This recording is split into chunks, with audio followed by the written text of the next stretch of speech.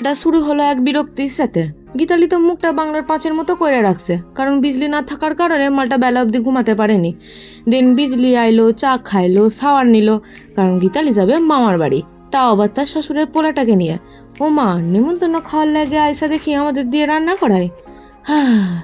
এই গরমে সিদ্ধ হতে হতে কুমড়ি ভাজি করি আর সাউরির পোলা বসে বসে খাই। পরে বলি, এই তুমিও আমার সাথে রাঁধো, না হলে কিন্তু একটুও দেবো না।